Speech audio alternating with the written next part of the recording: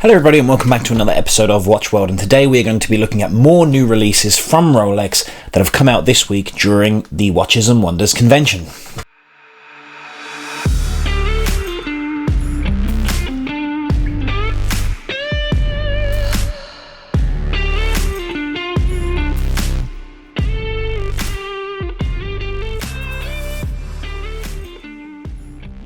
So guys, welcome back to the channel, and today we are going to be continuing on from the last video, looking at more of the new releases from Rolex. Today we are going to be looking at the new GMTs, the Explorer, the Oyster Perpetuals and the day dates. So in this video we're going to start with the new GMT watches.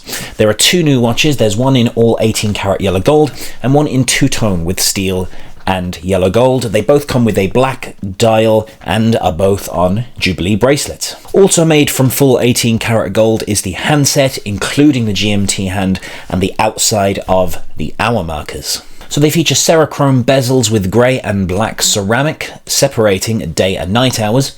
It is a 40mm watch with two-tone, with the two-tone version going to be retailing at €16,700, and the all-gold version coming in at €39,400. Next up, we have the Explorer 40. Now, it is called the Explorer 40 because it is now for the first time available in 40mm. So originally, this watch came out in 36mm. We then know it was bumped up to 39, and last year it was moved back down to 36. And this year now, we have it in 40mm. So on this piece, we have a high polish bezel and case, along with a satin brushed clasp and bracelet. Continuing with no crown guards, which is nice, and also using Rolex's 904L steel.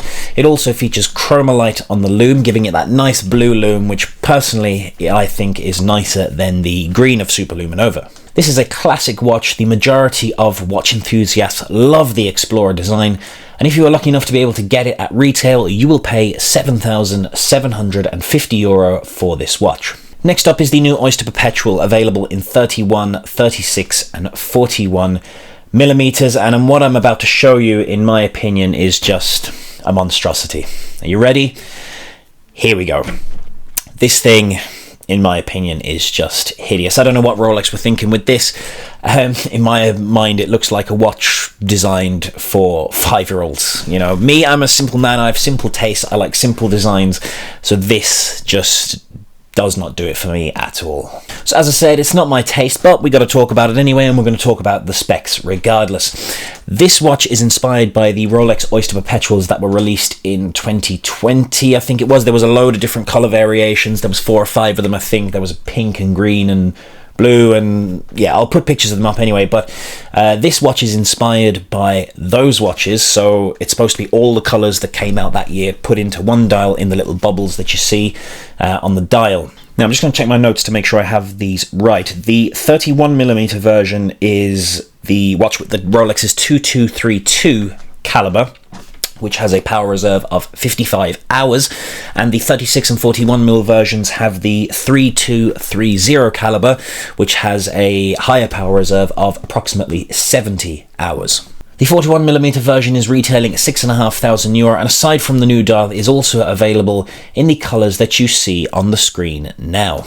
And lastly, we have some new day dates in 36mm. We have a green aventurine, carnelian and turquoise dials paired with Everose, yellow gold and platinum respectively.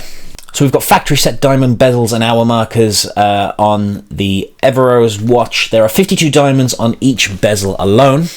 And the cases are all 18 karat gold, and so are the presidential bracelets as well. So the Everose gold version is listed as price on request. The yellow gold is at €44,500, and the platinum version is also price on request. So personally, I'm not a huge fan of diamond set bezels, but one of the ones I do love from this release is the one with the orange dial. I love it. It looks, kind of reminds me of, you know, a sunset in a Western movie. For some reason, I don't know why, it just does, and I think that's quite cool. I also love the turquoise dial. I think there's something nice about that. It's not like the plain turquoisey blue that you get with the Tiffany dials. There's little bit of contrast in it, and I think that looks good as well. But aside from this, my picks from the new releases from this video have to be the GMT, the two-tone GMT, and the Explorer.